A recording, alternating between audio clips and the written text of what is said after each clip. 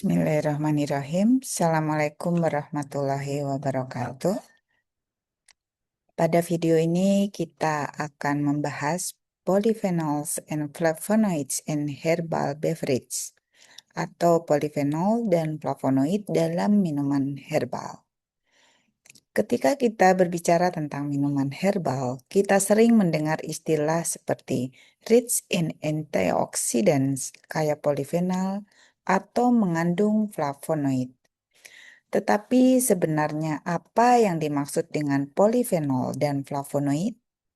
Dari mana senyawa tersebut berasal? Dan apakah keberadaannya di dalam suatu minuman otomatis memberikan manfaat bagi kesehatan? Seperti terlihat pada slide, perjalanan dimulai dari herbal ingredients sebagai plant matrix sources. Kemudian senyawa bioaktif seperti polyphenol dan flavonoid diekstraksi, dan selanjutnya kita mempelajari potensi aktivitas biologisnya. Namun ada satu hal penting. Polyphenols are not a single uniform compound. Polyphenol merupakan kelompok yang sangat luas dan beragam. Karena itu, dalam video ini kita akan melihat bukan hanya potensinya, tetapi juga mengapa evidence still matters. Mari kita mulai dengan pertanyaan sederhana. What are polyphenols?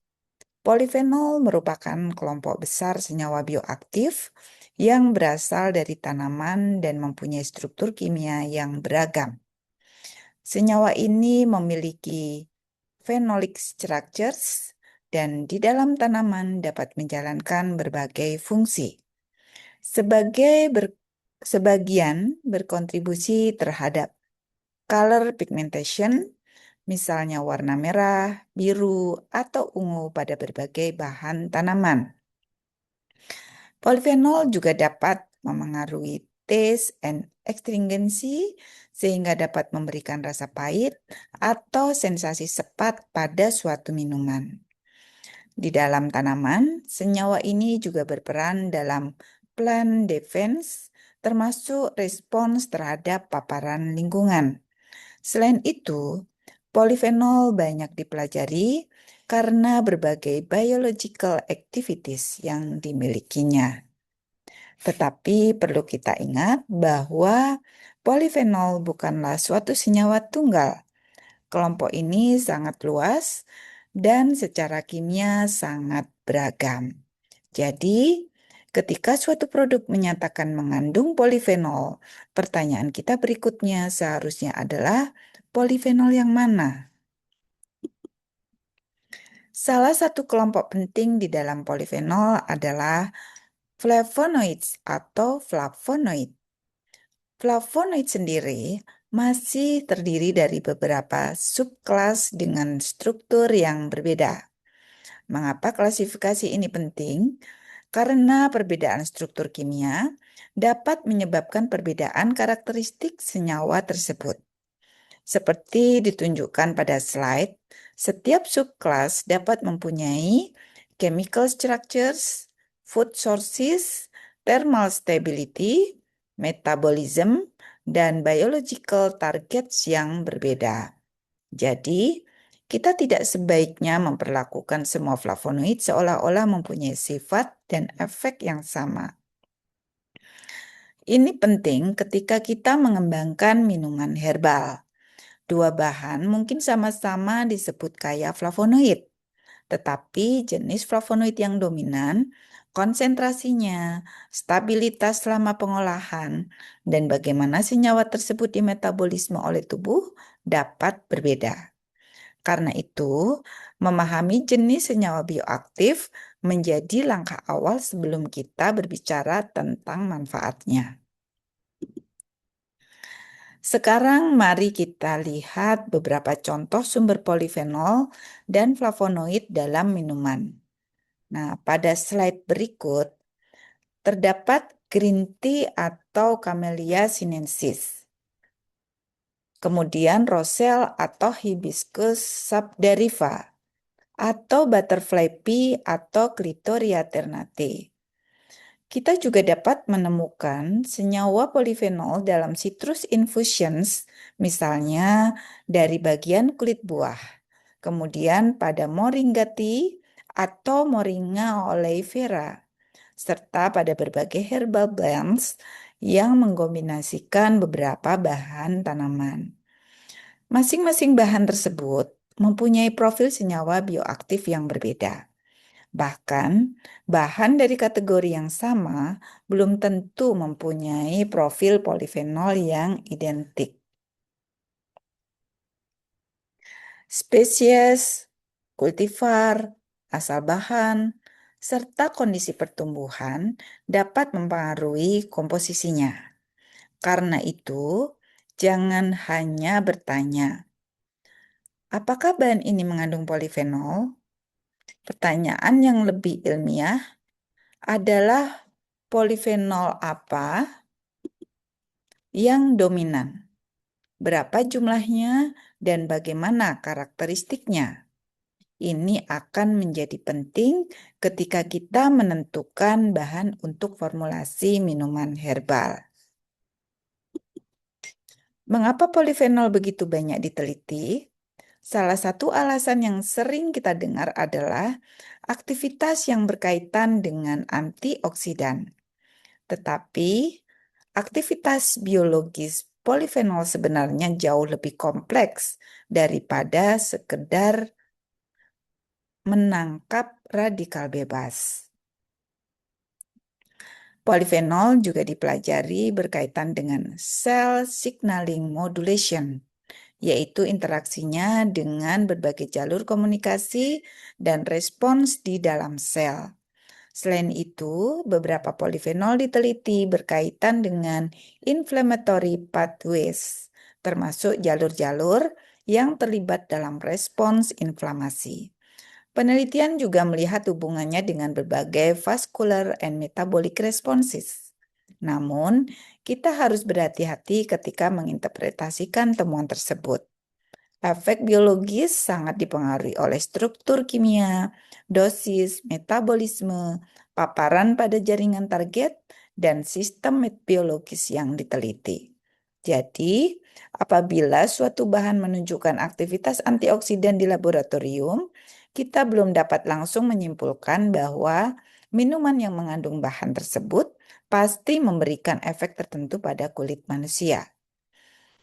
Kita masih membutuhkan bukti yang sesuai dengan klaim yang akan dibuat. Berikutnya ada aspek yang sangat penting dalam pengembangan minuman herbal yaitu processing. Perhatikan perjalanan pada slide. Kita mulai dari raw material, kemudian bahan mengalami preparation, termasuk misalnya pengeringan dan pengecilan ukuran. Selanjutnya masuk ke tahap extraction atau brewing, kemudian produk mengalami penyimpanan sampai akhirnya menjadi consume beverage. Pada setiap tahapan tersebut, profil polifenol dapat berubah. Beberapa faktor yang sangat penting adalah temperatur, time, pH, serta paparan light dan oksigen. Misalnya, kondisi ekstraksi akan menentukan berapa banyak komponen yang berpindah dari bahan tanaman ke dalam minuman. Kondisi penyimpanan juga dapat mempengaruhi stabilitas senyawa, warna, maupun karakter rasa. Jadi, apa yang terdapat dalam tanaman segar belum tentu sama dengan apa yang akhirnya terdapat di dalam cangkir atau botol yang dikonsumsi. Inilah mengapa processing changes what we drink. Setelah mengetahui kandungan polifenol dalam minuman, apakah kita sudah dapat menyimpulkan manfaatnya? Belum. Kita masih harus memahami bioavailability. Perhatikan alurnya. Pertama, senyawa harus present in the ingredient. Kedua, senyawa tersebut perlu extracted in the beverage. Ketiga, Minuman kemudian consumed and digested. Setelah itu, senyawa mengalami absorption dan metabolism. Di dalam proses tersebut terdapat faktor seperti bioaccessibility, intestinal absorption, hepatic metabolism, bahkan interaksi dengan mikrobiom. Baru kemudian kita dapat mempertanyakan, apakah terjadi efek biologis yang relevan? Karena itu kalimat pada slide ini sangat penting.